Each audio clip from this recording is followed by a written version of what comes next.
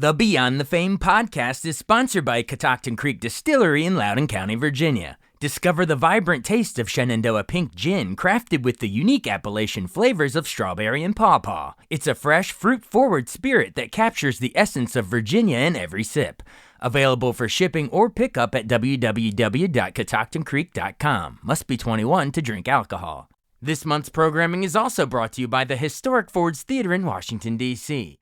As the United States approaches 250 years, there's no better way to celebrate than with 1776 in the nation's capital. As the Revolution rages and the Second Continental Congress struggles to agree, John Adams, Benjamin Franklin, and Thomas Jefferson make their case for independence from the British Crown. There are just a few weeks left to see the iconic Ford's Theater production that critics are calling rousing and riveting. Don't miss 1776, now playing through May 16th at Ford's Theater. For tickets, visit Fords.org. And of course, this podcast would not be possible without our longtime sponsor, the Hollywood Casino at Charlestown Races in West Virginia. Upcoming featured entertainment includes Bret Michaels on May 23rd. Details and tickets at HollywoodCasinoCharlestown.com. Must be 21 to enter the casino floor and attend a show. Gambling problem? Call 1-800-GAMBLER.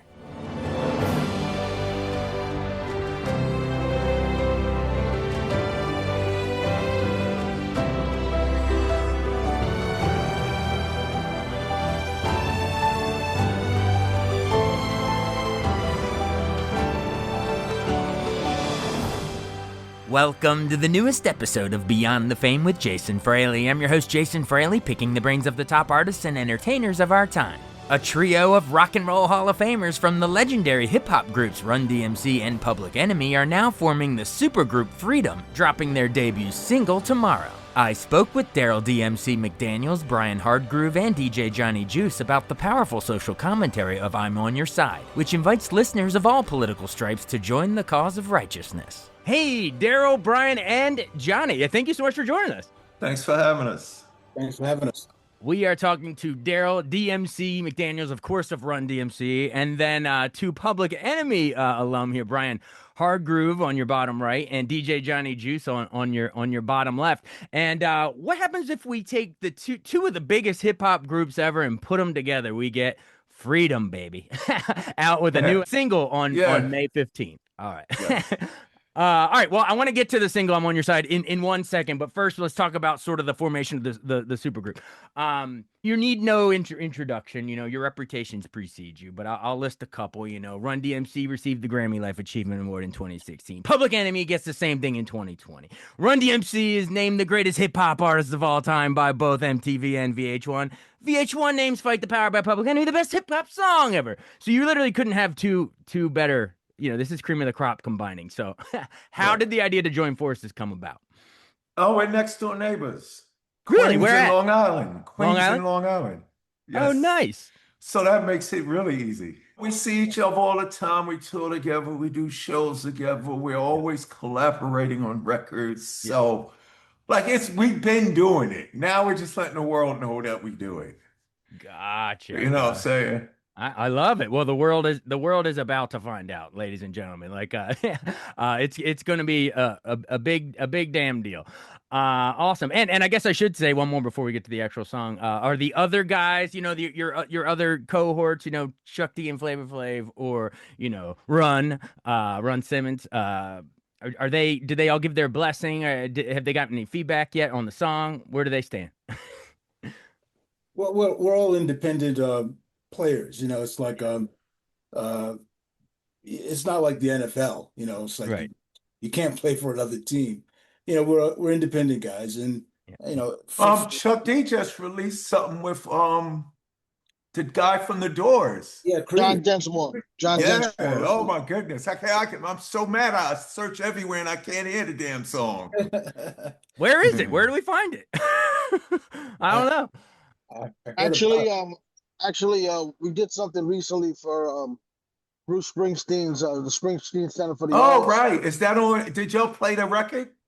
No, we did not. We only did Fight the Power. But C-Doc happened to be in the area, and he found vinyl copies of of that single, so it's out there if you want to hear it. Oh, It's wow. out there. All right, cool. Yeah, we've had Chuck D actually called into this show. This a couple years ago. He came to my hometown, so a couple blocks from where I'm sitting at the Weinberg Center. But it was like a speaker series, and so he was dropping knowledge on Freddie. Yes, yes.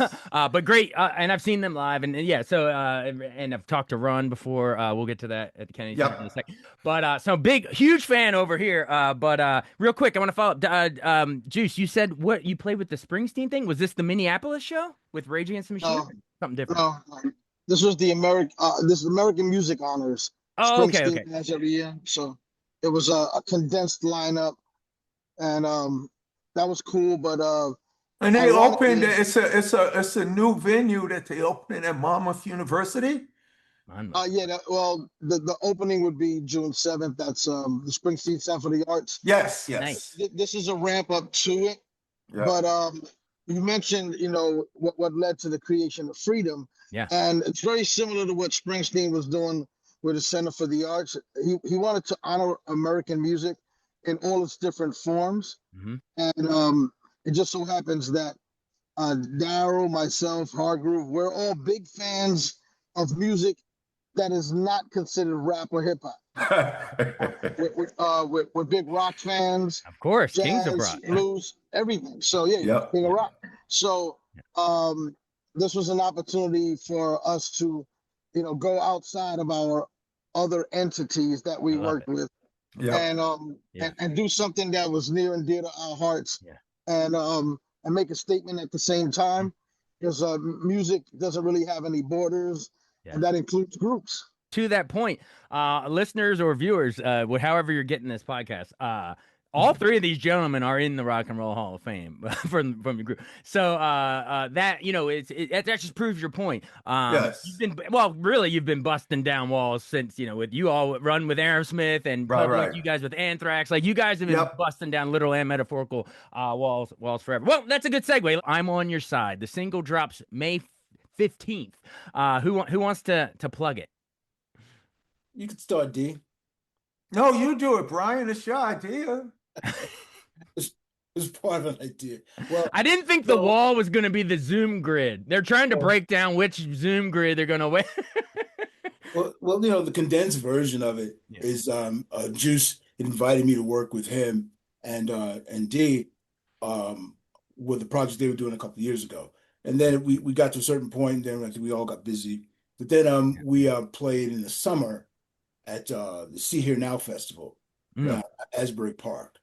And so D came down to do a couple of tunes with PE. And as we got together in the dressing room, D brought this song up that we'd worked on, I'm on Your Side. He said, B, we got to get this song out. We got to put it out. Yeah. And so I went back, when we got back to the hotel later on that night, I listened to it. I'm like, yeah, this has got to come out, because the lyrics are like, we just wrote it yesterday. It's timely. The people need to hear it. Yeah. It's really needed too, because I call it futuristic, modern, hip hop, folk, country rock, hip hop protest music. Wow. Hey, I like all of those genres. Let's put them together. You can quote them on that. Say that 3 times fast. Go. I know. Just kidding. Peter Piper is picking it. Anyway, that's awesome. Well, no, hey, folks, no matter what genre you're into, you're going to get it all fused together in here. Well, how about lyrically? I mean, we all know what it's about, but for our listeners who are just discovering this for the first time, if they're about ready to download it, tease like a specific, bar that relates to today, like you're talking about. Like, give an example of what you're talking about. Well, oh wow, you're making me think about whatever. Cause I don't write my lyrics down no more. Sorry. We're making a proposal, like when Colin took a knee. Ooh. What are we supposed to do to get equality? You ask me why I kneel, but never how I feel. The PTSD and misery that I feel is very real. So what that basically says is this. From generation to generation to generation to generation, civil rights, racial rights, human rights, we always fighting for it. Why is it that truth and justice are the only spirits that consistently in America have to protest and march, and we get beat for it.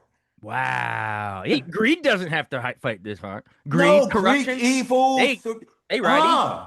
They just spend money and buy up all the time on the news networks. Yep. But I want the world to understand this question. Why is it that righteousness, truth, togetherness, kindness are the only ones that have to protest to be heard? And then when we do, we get beat. So that's what this song is about. And it's not just over here. I mean, we messed up. We've been messed up.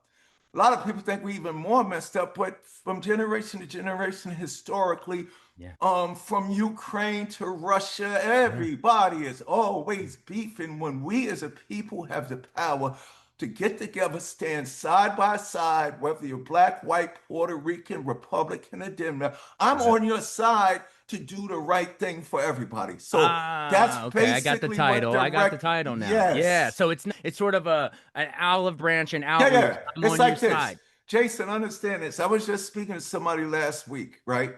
Yeah. And I'm 61 now. Yeah. So this person was like in their 40s, but they said this, and I said this yesterday when I was speaking at the library about mental health. Yeah. So I had everybody there from teenagers to elders. Yeah. And somebody said, yo, remember there was a time when you could tell somebody who you voted for and life just went on? Everything that we're doing, we are the cause of it. Right. All of they push the division, but we are the cause of it because we allow it. Now, speaking of walk this way, when Steven Tyler took that mic stand and knocked down that wall in that video, people in South Sudan, people in Russia, people in Ukraine, people in Japan, every place I've been said, DMC, don't you know when Steven Tyler took that mic stand and knocked it down in the video, it didn't just happen in the video. Wow. And what I'm trying to say is, Jason, me and you can get along if you're eating apple pie and I'm eating peach cobbler. Of course. Me and you can get along if you're wearing Nikes and I'm wearing Adidas. Yeah. Me and you can get along if you're listening to Johnny Cash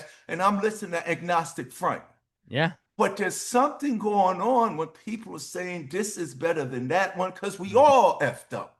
We are all effed up. But the only thing, the reason why PE and members of PE and Run-DMC get together, and I want everybody to say this because I've been saying this for the last 10 years, and now I'm getting applause for it. Yeah. The arts succeed where politics and religion fails, and politics and religion fails. Been failing us since the beginning of time. So we're taking music, because even though we're entertainers, don't call me a celebrity. That is something I could never be. I am you and you are me, and that is our reality. Yes. So we're taking the music. Like, Jason, you're part of this too. You just don't have a band behind you. But when you turn that mic on, we are the voice of the people. Agree. So I'm on your side means if everybody who hates evil, greed, and stuff going wrong, we can outnumber everybody who's doing wrong. The righteousness can outnumber and stop. But see, we're nice people. We don't want to hurt you. We don't care how effed up you are. Yeah. We ain't going to beat your ass unless you really cause us to. So we're trying to be nice. That's why we're putting out this song. I love it, man. There's so much gold you just dropped. But yes, we are all a part of this. And you just basically just described my whole, thesis of even doing this podcast. The reason I call it Beyond the Fame is because there's so many people that are into, the TMZ clickbait, who's wearing what on the red carpet and who's dating who, the fame stuff, and Ehud Trollywood story. And I want to go beyond the fame. I want to go into your creative inspiration. Obviously, we can get to some of the cool songs if you want, but the creativity and then the social and personal stuff you guys are, trying to do good in the world. So that's what I'm hoping we're gonna, we do with this show.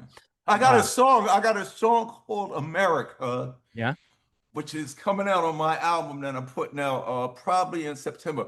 But to answer your question, Harry Chapin, Jim Croce, and Grandmaster Caz inspired me. Sha-Rock Joan Jett and Janis Joplin got this little kid hip-hopping. I feel young. I'm like Neil Young. I'm not a fake one. I'm a real one. And even when I'm overseas, I'm always repping Hollis, Queens. So I that's love my that. inspiration. That's my inspirations. Wow. That is what I'm talking about. Yes, there's music is the universal language and it crosses boundaries. I appreciate you saying that. Well, I kind of alluded to it, and it kind of goes with sort of the political themes we're kind of talking about of trying to bring people together. But DMC, I spoke to you. I guess you were with DJ Z Trip on the red carpet at the Kennedy Center back when LL Cool J. That was when he became the first rapper ever to receive the Kennedy Center honors in 2017. And I just thought we were sort of trending in the right direction. You know, they were starting to do NSO concerts with like Nas and Kendrick Lamar at the Kennedy Center. I think they appointed Q-Tip as the inaugural artistic director of hip hop. You know, even a couple years earlier, you know, Hamilton, Manuel Miranda had started, you know, a poetry jam. Hamilton started at the White House poetry jam in front of Obama. And so it just felt like we were expanding the borders like you're talking about. And now, sadly, you know, the current man in office has slapped his name on he called it the Trump Kennedy Center, and a bunch of people boycotted, understandably, and now it's closing down for 2 years. I just wanted to get your all's take on that. Well, you know, we try not to get too much into the immediate personalities, you know, because it creates more problems than you want to deal with at the moment. But we're not stupid. You know? There are character types, and those character types have always been around, and they've always butted up against the good of society. And those character types now are fueled by additional character types that are really excited by greed. And then when you put those things together with a hatred that's never been solved, then you have what we have. And education is the key, and not necessarily the education that we were getting growing up, because a good half of that education was not true with regard to history. At least it's not 100% true, but education with regard to exposure. Yeah, I just found out about the Tulsa Race Massacre like a couple years ago during the 100th anniversary, and I was like, "Why were we never taught this?" You know, and there are a lot of people, and there are a lot of people still don't know about it. Right? Maybe they'll Google it after we just name check it. But you know, take that for example. If someone just heard about that, who has some basic common sense, they'll understand most of what they've seen. They'll say, "Oh, that's why certain things are always." You know, so if you keep people from ever knowing about something, you can keep them from coming to conclusions that work against because history is written by the quote unquote victors. You know what I mean? So we got to keep fighting for the side of righteousness to become the eventual victors. And Brian, as you're talking, Brian Hardgroove, I can just see why Santa Fe University of Art and Design added you as what is that, Artist for Positive Social Change program. So you're actually educating in addition to the music, which of course educates everybody. In fact, when I was just playing back to some of your all's music, I mean, I'm a lifelong fan, but to that point, I was literally just putting it on YouTube, and the top comment that popped up said, I was educated by more history by these guys' songs than my whole school. So that's exactly what we're talking about. Right, exactly. And you know, and to add on to that, it's like, you know, I learned a lot myself when Neil Young did Ohio. About what Richard Nixon did. 10 soldiers. And if you listen to that record's a hip hop record. That beat is crazy and his flow is crazy. But so we've always learned the truth from the artists. And it's so funny, the dictators and the evil leaders of the world. And I always say this to people, they say, yo, that's right. Before I send my soldiers and my army in there to beat your ass, to take y'all over, what's the first thing I'm going to do? Go get me the musicians, the playwrights, the journalists, the book the artists and the reporters. The arts. And then that's what's happening. Yes, and that's what happened. Now, with the Trump question, my thing is this. This is the best thing to do, and it should only be done. You don't put a president's name on an entertainment or art center. You put another artist's name on that. Nothing against the presidents. Put them on keep them in their lane. Well, I gotta say it was the Kennedy Center because after he was assassinated, they named it after him. But But I got your point. You're saying let's not put presidents' names on. No, especially it's from the artists, and then that's education right there.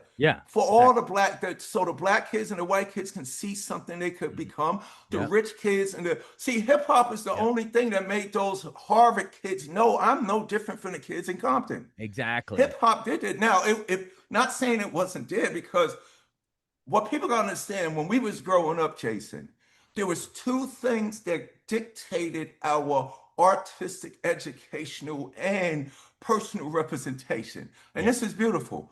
Saturday morning at 12 noon, it was the black guy, Don Cornelius, on Soul Train. Nice. And then you wait another hour at 1 o'clock on ABC was the white guy, Dick Clark, on American Bandstand. So we saw all of that. Those artists we wanted to be.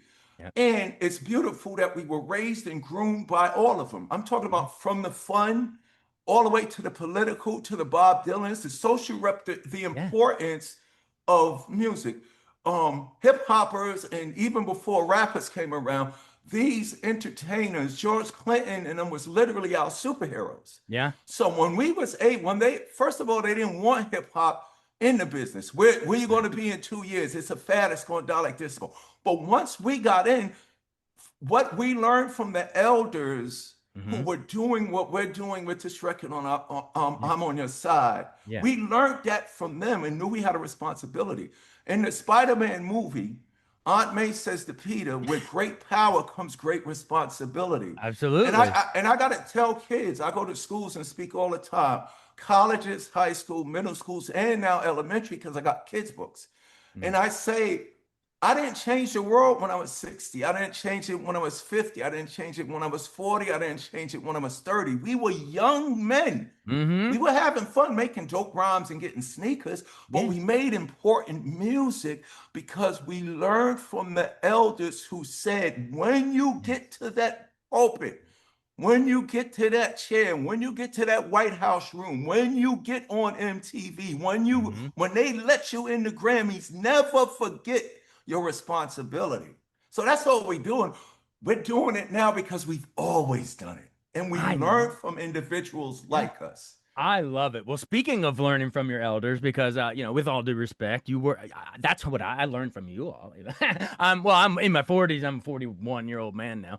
Something like that, 40, almost 42. But yeah, so you were the prior generation. I'm more elder millennial. And you guys are what? Would you be Gen X, or would you still be the tail end of No, somebody said I'm borderline. Borderline. That's me. I'm borderline. I more relate to Gen X than. But that's a good position that you're in. Exactly. You know what I'm saying? We're breaking all kinds of boundaries. But my point is, I want, if there's some younger kids on here, or even this is when the nostalgia gonna kick in too for older people too. Nostalgia is necessary. Absolutely. Oh, it's great. It's great. Yep. There's recency bias. There's also nostalgia bias, and the truth lies in the middle. And I err towards nostalgia sometimes. I like that. But I'm a Jordan over LeBron. I'm more of a you think you were born yesterday, kids. But anyway, but at this point in the interview, because you've been generous with your time, I would love to, like, if it's okay, rapid fire through some of your all's hits. Except I'm gonna have the other ones, brag and make the others blush. So Run, you're gonna when I throw that Public Enemy hit, you're gonna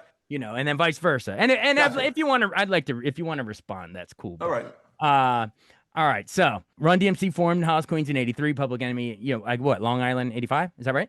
Yep. So 86. 86. All right. So you're coming up along the same time. So how about It's Like That by Run-DMC? One of you public guys, talk about how when you first heard it, or how it changed the game, anything. Juice has the better memory. Go, Juice. And that's the way it is. That's the way it is. It was unemployment at a record high. So they came straight up with social commentary right off the bat, which didn't really exist at the time, other than the message. Right. Big shout out to Duke Booty and for producing the message for Grandmaster Flash and Furious Five.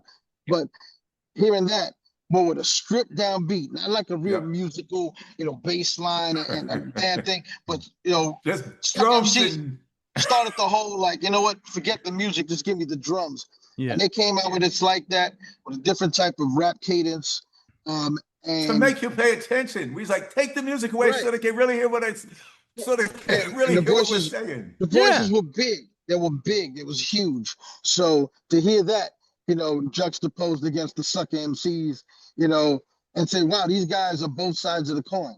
Yep. And that really made all the people in the hood, especially people like me, pay attention.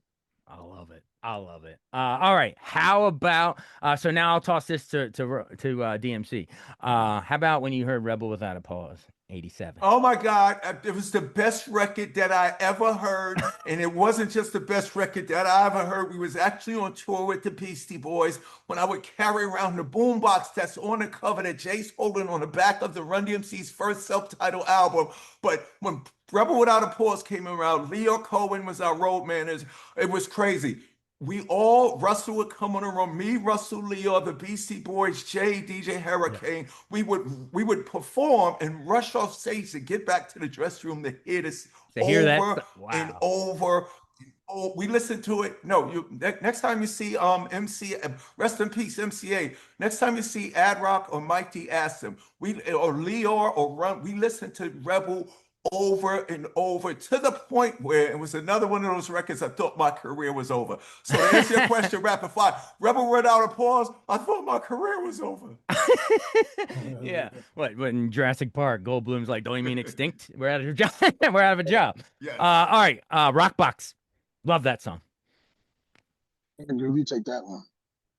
I loved it. I loved it when I first heard it. And I love Eddie Martinez played on it, right, Dave? Yes, he did. Yes. And see, that's something I knew early. Yeah. So being a player early, I just love the fact that some of the players were getting down. A fellow musician with this music. Yeah, you know, that was my immediate response to it. Yes. I love it. All right, Bring the Noise. Bring the Noise was phenomenal because it was making a statement and it wasn't about the music. So if you don't know, do your homework. But that was so powerful because that was a way to cut through all the nonsense when people were saying hip hop isn't saying nothing. So not only did they have the music, man, that's just a bunch of noise. Bringing the Noise means, oh, we're going to drop some knowledge, some science, some wisdom, and some truth to really make some noise.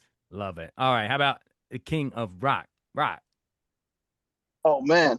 First of all, one thing that we remember from the old school is that dope echo chamber sound. You know, Grandmaster Flash had that. You know, Grandmaster Caz and Cold Crush Brothers, Fantastic Five.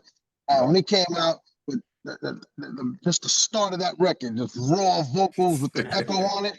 Oh man! So you know, even though.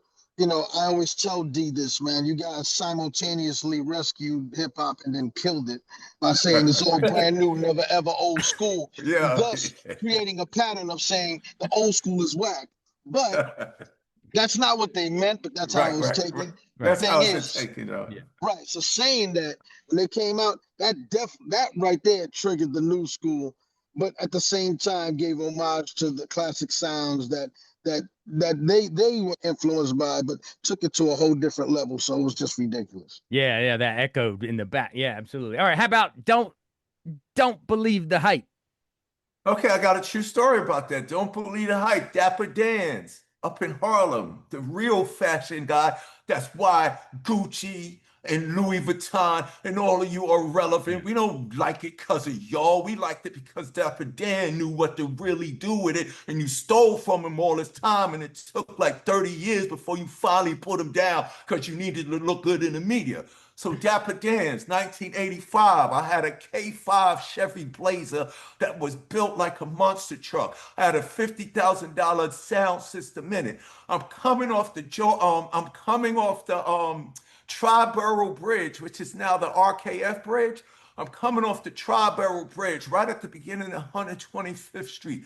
My boombox is black. My sound system is blasting Don't Believe Hype full level. They are about 6 lights up 125th Street. I get off the bridge and they said the wall started shaking.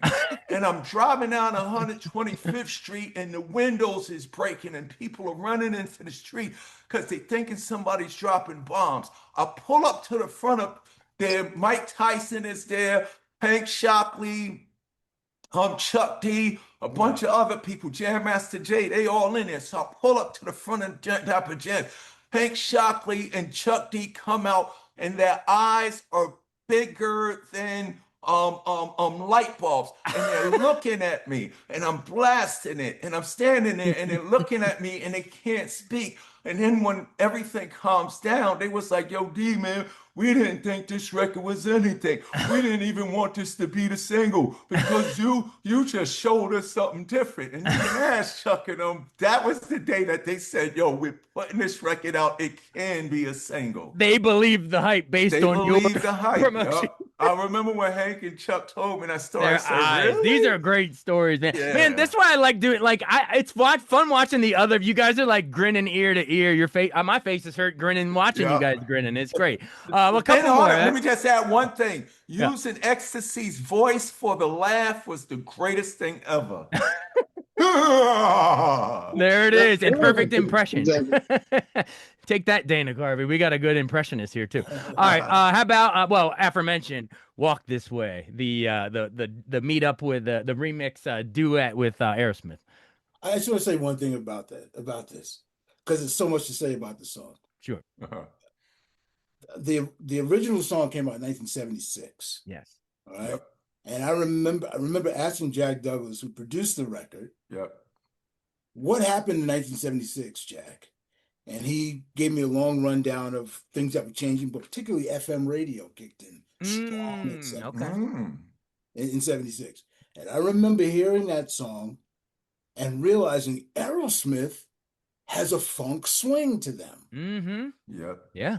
The other quote unquote rock bands didn't really have that as obviously as they seem to have. Okay. So now you fast forward to when D and Run and Jay did their version of it. I'm carrying that.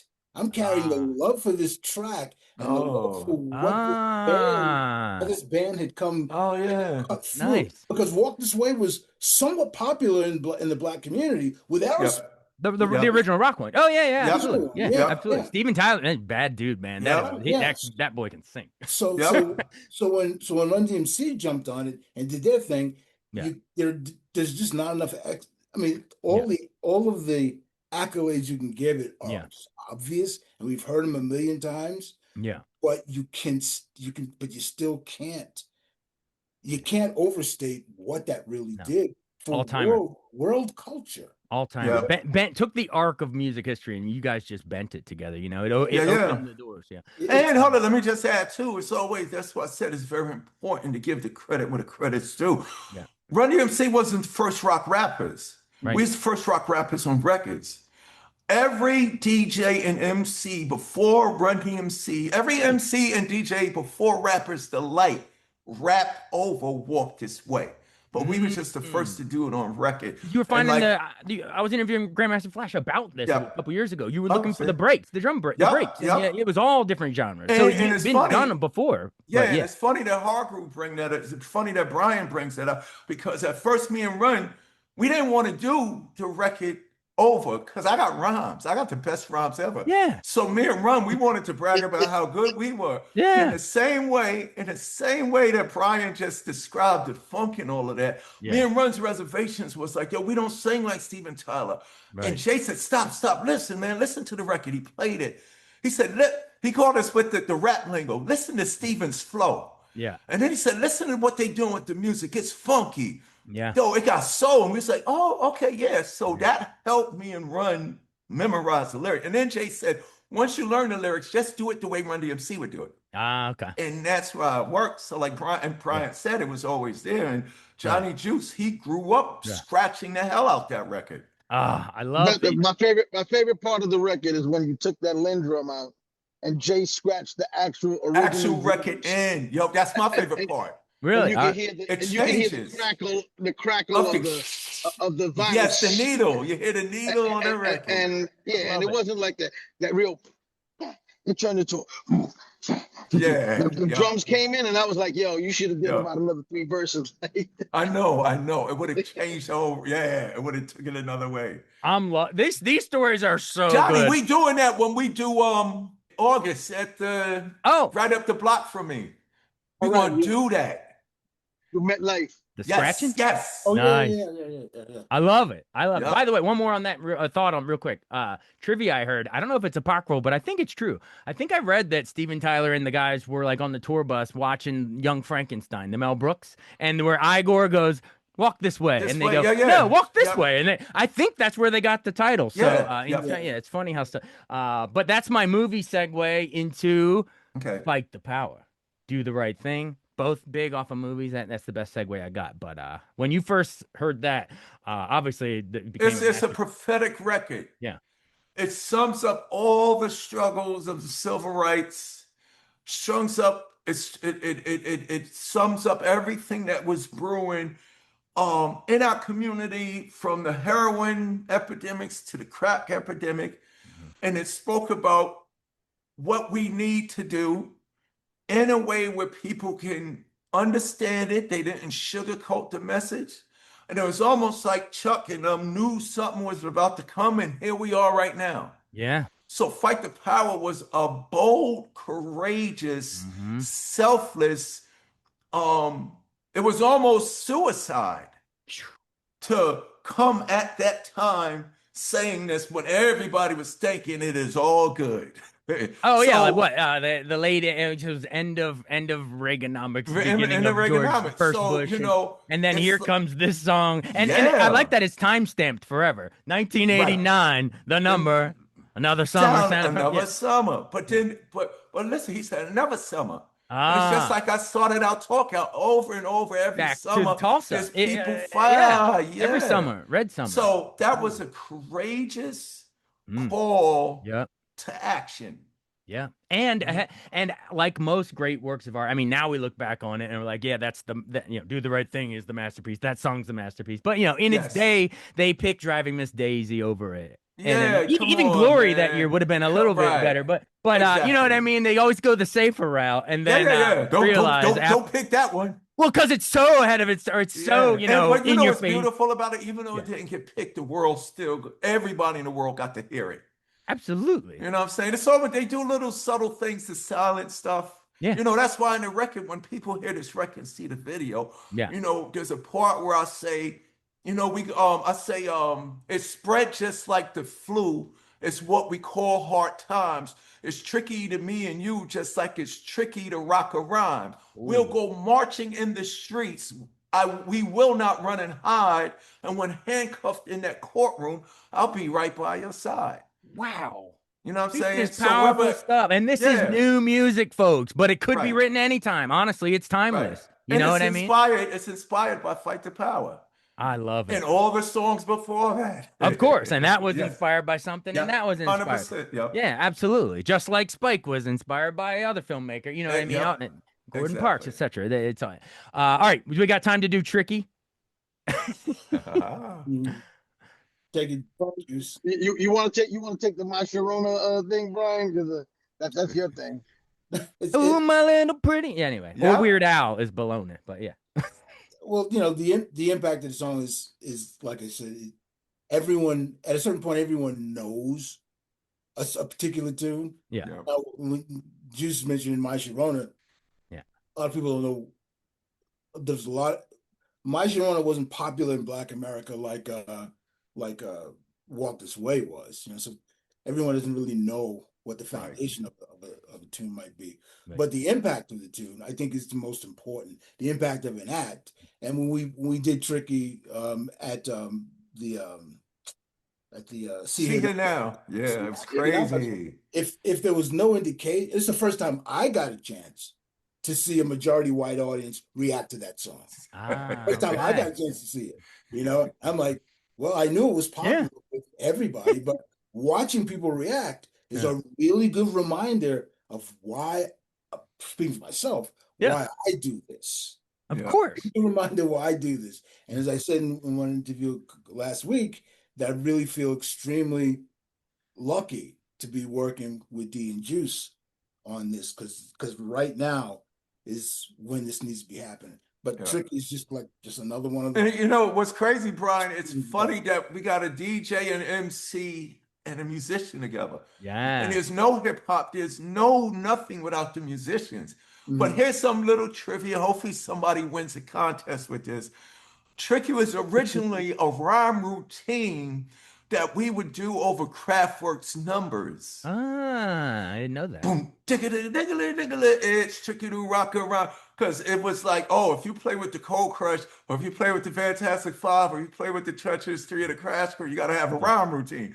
So it's funny, I took the cadence from, oh, Mickey, you're so fine, you blow my mind, hey, Mickey. No way. Yeah. I mean, the MCs knew that. So Like instead of Mo D knew Mickey, that. it's tricky. It's Yeah, Mo Mickey. D All and they right. knew it. It's a rhyme routine, but we made it into a record. That was Run DMC's advantages that made us really so popular, because we always wanted to do what we was doing at the block parties on records. Big shout out to Tony Basil, who's also a hip hop legend. Yeah. Oh, The huge. choreographer and one of the members of the Lockers. Yeah. With Shabba-Doo and Nice. so And Tony Basil is part of the culture. I did Right, not right. So know be- we be- would be shouting Tony Yeah. out. so before Mickey and all of that stuff, she was a dancer and a choreographer Dancer, yep. for the Lockers, a legendary pioneering dance crew in hip hop. She was love in- Oh, Johnny, we got to She interview was her like for the a doc. Presley movie. You should. We got to interview Tony for the doc that we're doing. That That's would be dope. brilliant. I like this free flow of ideas is inspiring stuff. I love it. That's how the record came together. Yeah, I bet. And now you've No, we're inspired gonna me. do I'm a gonna, song. We're gonna do a song, and Jason, you're gonna have to start it. Yeah. I would love to. How do Yeah, I we start got it? you. I'm not Jam Master J. No, at all, no, you're gonna but be I am a you. J. Yeah, you're gonna come and do your thing. Don't worry. You're gonna Hey, be, let me know. yo, this is I'll Jason, do and whatever this is you going need. on, and we're gonna drop a beat with you, and you're gonna go, yeah. If it would be the honor of a lifetime. Seriously, let me Okay. know. I know you're probably just blowing smoke, and then No, when we hang up, really, they'll be I'm like, listening to you speaking. The microphone. Really? I'll be Your on- face is gonna start the video. really? Yep. That's That's I'm how fine. ideas go. I'm fine. You're the new If that Casey comes Kasem. true, I'm in. Let's go. That's it. And until then, I'm gonna, we got a 5-month-old daughter. That's an old picture, but Okay. I'm gonna borrow your idea, and I'm gonna, when I'm show, she Goofy. How old is she now? 5 months, almost 6. Oh, but Goofy so is her favorite character. Right? If she's crying, you just go, gosh, she'll stop. But I'm Oh, gonna go like Mickey. that. You just inspire me. I'm gonna say it's Mickey, Mickey, Mickey. J2 Mickey. Yeah. Yep, that's it. That's it. Oh man, you guys have been really generous with your time. Do we gotta bounce, or do you mind going a little longer? Or I want to give you guys the I'm flexible. Okay. I'm good.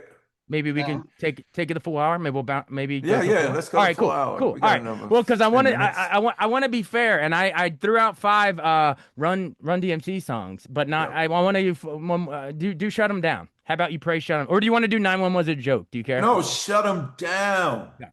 Oh my God. I testified, my mama cried, black people died when the other men.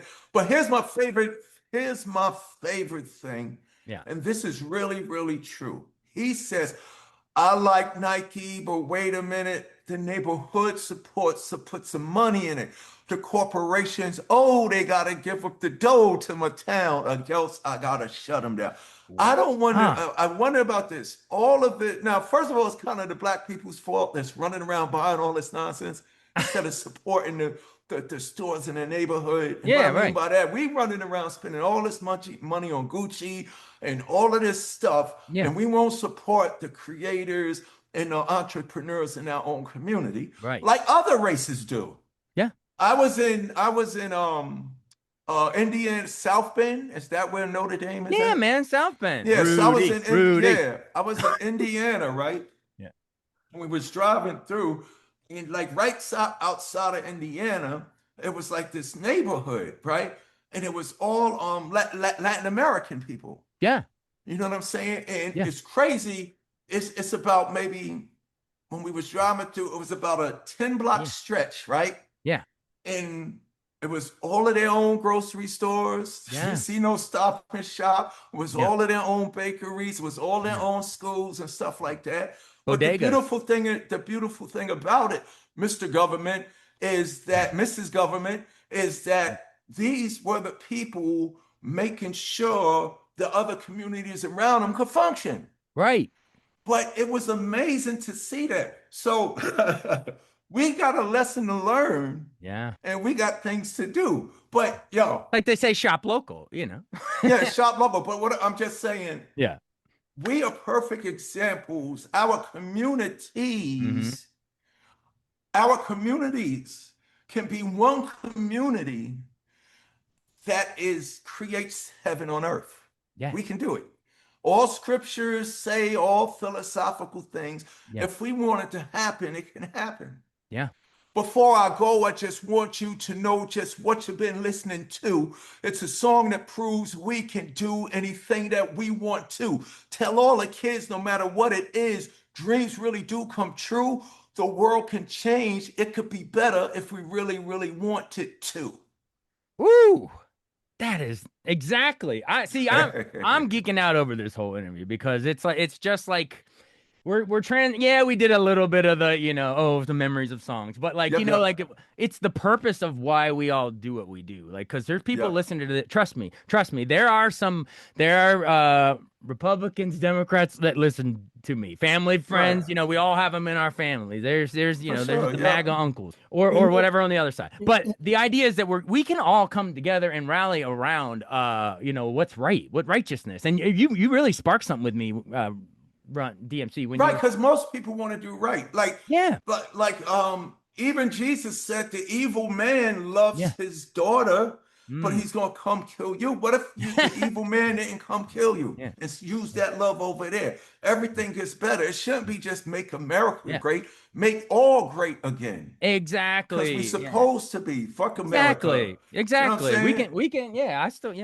I'll support. America's cool. Like United States could never be great until we get rid of all the hate, racism, and bigotry, and all forms of negativity. Yeah. So this rhyme is my tribute to all the good people. I salute. Life is a struggle. This is true. And if you're going through something, this one's for you. Make all great again. Make all great again. I don't care if you're Bad Bunny or if you're in the Gulf of Mexico. Make everybody great again. Let's do it. No one's eating cats and dogs. That's just scare tactics. You know what I mean? Jason, you have quite a platform, and I'm trying, man, and good coverage. And I think it's important for people in your position, my personal opinion, that people in your position can get across to the listeners that everything is possible. Yes. The whole thing about anything is possible, we've heard that so much that it doesn't mean anything anymore. Right. But everything is possible. This is why we see the aggressive activity we see in our government shutting things down, because everything is possible. Right. Things have always shifted in the world. Have always shifted. Right. We're just coming out of a relatively secure time period. Right. These time periods that are secure, they happen during lifetimes. So, people have been born and died before anything significantly changed in America. Right. Right. And I think that's shocking to those people that only experience that. They're like, "Oh my gosh, everything's changing fast." But you know what I mean? But if you think about history, you think about time. Yeah. You realize that everything is possible. Yeah. And the aggression that we're seeing is we should be happy to see the aggression we're seeing now, because that means the foundations are shifting. Yeah. And I consider myself fortunate to be alive while the foundations are shifting, because I consider myself being born to help at a time like this. Interesting. Interesting. You're talking about the foundation shifting. That is some profound, epic stuff. And we're here sort of, and thanks for you saying, yes, we do have a platform. We're here pretty much. I mean, this show began on the top radio station in Washington, D.C. I was interviewing you at the Kennedy Center, and now that's closing down. He said, ask not what your country can do for you, JFK. and now we got someone saying, do everything about me. Make it about me. I'll even speak in the third person. but the point is I grew up in rural cornfields, Maryland, and only until I went down and lived about, I don't know, 20 years or something down, in Washington, D.C. and Prince George's County, Latino neighborhoods, Black neighborhoods, it's important to expose yourself to how other people live. In New York, we have an advantage. They don't call it the melting pot for nothing. Yeah. I served 6 years in the military many moons ago. But the one thing I learned was how little people know about other people in this country. Yeah. I mean, I'm Puerto Rican. I grew up in the Bronx around Black people, Latinos. Yeah. We had Irish people in the building. We had pretty much everybody. You know, when you fit that many families in an apartment building, you have no choice but to kind of understand or try to understand other people's cultures, because you have to share space with them. Right. And when I went to the military, and I met people that never seen a Latino, or never seen a Black person. Yeah. Like, I mean, on TV maybe, but not in real life. Right. Which is almost impossible to believe. Or they say, "Oh, I have a Black friend." Yeah. There's that. Walk, you know what I mean? You can't walk They don't 2 really steps know. without seeing somebody of a different culture in New York. Right. Smelling different foods, or hearing different languages. And that's something that I think maybe sometimes in New York we take for granted. Yeah. Because it's always there. But me traveling in that capacity, not in the music capacity, but in a real world capacity, seeing people that really have no idea how other people really live in their own country. This is not in a faraway land somewhere. Yeah, no. Right. That's true. It made me really try to adjust how I interact with people, especially ones that aren't from New York, not from my area, because they don't have that background or that understanding. There's a lot of people, even in the hip hop world, that can't understand how Blacks and Puerto Ricans are cool, because where they live, they didn't talk to each other. There was problems. I'm like, what are you talking about? We was like this in New York, son. Yeah. But to them, they're like, they don't see that. They don't even understand that. And it's not even something that it's incredulous to them.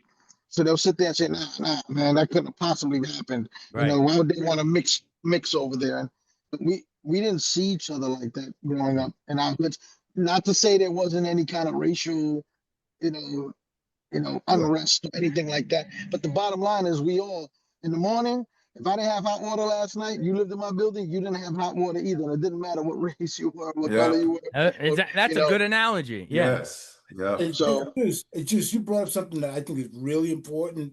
I mean, you always do, but something really important here I think is worth zeroing in on for an audience that's listening. Is you said that people don't realize the differences between people in their own country. Right. The in their own country, take conceptually, and this is where lack of education comes, and information. The United States, if you look at Europe, okay, because I started traveling internationally in 1985. Okay, the space, the size of the U.S. is easily 5 or 6, maybe even 7 European countries. Oh yeah. That have, and if we add Greenland, they have different cultures. Yes. They have different cultures who were always encouraged to travel to their neighboring countries. Right. Sort things. Yeah. A lot of us don't leave when these regions we're in, and we speak English very, very differently. Yeah. We don't understand how different this country is from place to place, and how rich and enriching that can be. Absolutely. We're looking at, they're different, and I don't like that. It's like, wait a minute, they're different, and those are some riches.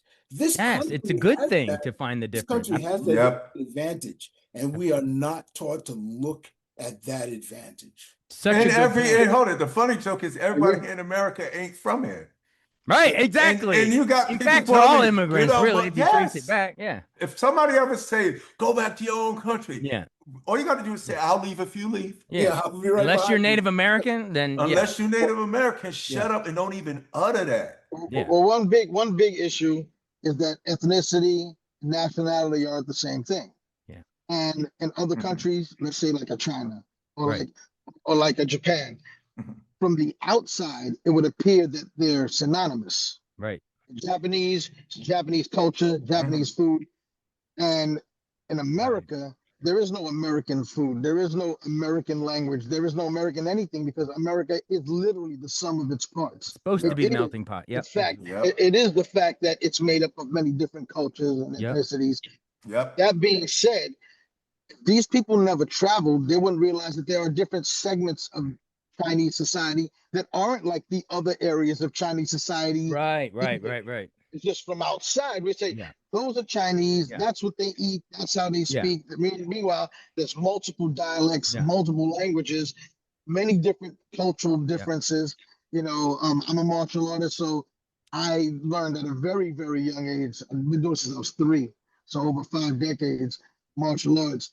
And even the different styles of martial arts are different depending on where in the country you took. Yep, 100%. So, you know, that is something that most Americans that don't travel tend to not understand. So what they do is they homogenize everything, and they'll say, well, this country is these guys that do this. And these people are these guys. So what they want to do, unfortunately, is say, well, America needs to be like that too. We need to all be this, and we need to all, not realizing that we are the exception to all of that.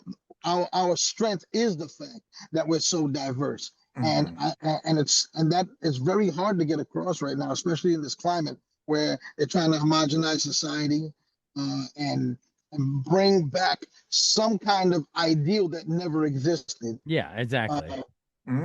Great again. When it was great again, what was it great? I think we're supposed to be getting greater and greater as we go. Well, great for who exactly? Great for who exactly? Exactly. Well, it's so funny you said that, and I know we got to run. My kid's crying in the other room. All right. but no, but I do want to follow up on what you said really quick. That we don't travel outside our own areas, right? Like, so I grew up an hour north of DC, an hour west of Baltimore. You know, we would go to Orioles games, Cal Ripken. We go to DC RFK Stadium and watch, Joe Gibbs, and we want Dallas and all that stuff. But I did not know until I moved down there anything about go-go. And then now I've interviewed Big Tony of Trouble Funk and Sugar Bear from EU and Marcus Miller and Chuck Brown's son and you guys. And like, until you immerse yourself in something, I mean, that is like a huge go-go is just as big as, what hip hop was where you are from. For sure. And I was less than an hour away and I never listened to it at all. Wow. And that just paints your point. And that's in the same, that's all in here in the DMV region. So imagine all across the whole country and the world. So yeah, we got a long way to go. I thank you guys for doing this. Seriously, this has been. I didn't know we'd go a whole hour, but this got deep. So I really appreciate it. And congrats on the Rock Hall induction and all the others that have gotten in over the last couple of years. Yes, thank you. Anything you want to say? Plug the new song before we go. It ties perfectly into what we were saying. Everyone check out Freedom, the band, and the supergroup, and the song is called "What I'm on Your Side." May 15th. Worldwide, wherever you download your music on May 15th. And you'll be able to download the video in some places as well too. So support it and get down, and hopefully we'll see you sometime soon. Awesome. And every voice on here to our listeners, we are on your side. We're breaking down the walls of left and right and whatever. We let's have righteousness and all the good things, justice, truth, all that, love. Why can't that win? We shouldn't have to fight and protest for it, like you're saying, But it's the greed. The time for all the greed and stuff is over. You quoted Jesus earlier. He said, it's easier for a camel to move through an eye of a needle than for a rich man to enter the kingdom of heaven. We shouldn't be building golden towers in Manhattan and worshiping that crap. Putting gold all in the White House, and I don't even care who's in it out. You can change it. Exactly right. No, you can take the pieces in and out. It can be both parties. We've seen a lot of that. Take all that money, put more programs in the neighborhoods so the kids could have more access to art and education. Absolutely. Take all that money, build programs that will educate and put the homeless people to work in whatever capacity, because Benjamin Franklin said it's every human's desire to be occupied, or else you go crazy. Absolutely. Well, instead of being depressed by all of what's going on, which is depressing, I think the best thing is to remember that the worst of things need to expose themselves before you know what to do to fix it. Absolutely. Of course. Do you want to meet the kid? You have to see all Instead of just leaving, I'll introduce you. Yes. Definitely. We were talking. Was that his little girl? Yeah. His daughter cried. You were talking about get your hands on dead presidents and all, and but these are on the Mount Rushmore of hip hop here. This is Ada Lynn Fraley. Ada Lynn. Hey, Ada. Can you get her on the track? I mean, it was nice you want to put me on the track, but can you get her on the track? This is the future. Yes, it is. Definitely. That's why we're doing this. Yeah. And for Ada and all her people. Ada, exactly. So she was born, she's a miracle baby. My wife had uterine cancer. Johns Hopkins in Baltimore she's doing fine. Yeah, thanks. Okay. She's doing fine. You know, we're still getting scans and everything. But Johns Hopkins gave her three weeks to do an emergency egg retrieval, you know, IVF. Wow. And then we matched with the surrogate. And and here's Ada. Here she Miracle is. baby. Right on. Hey, Ada. And it's like that. And that's the way it is. Or what were we saying? It's Mickey. She likes Goofy, but it's Mickey. Right on. Hopefully this movement, this song starts a movement that'll make this world better so that when she's of age, she'll live in a better place than we are now. Yep. Yeah, absolutely. Hey, I really appreciate it, guys. I didn't know we'd go so long, but I was trying to read your cues and it seemed like you were digging it, so I just kept going. Thank you. Thank you. All right, cool. Thank you so much. I really, really appreciate it. Say bye, Ada. Bye-bye. Bye-bye. All right, guys. I'll see you later. She told me how to crawl this way. She told me to walk this way. All right, anyway, see you guys. All right, later. Bye. Thanks so much for listening to Beyond the Fame with Jason Fraley. Our theme music is Scott Buckley's Clarion. Remember to give us a 5-star rating if you like what you hear. We'll see you next time.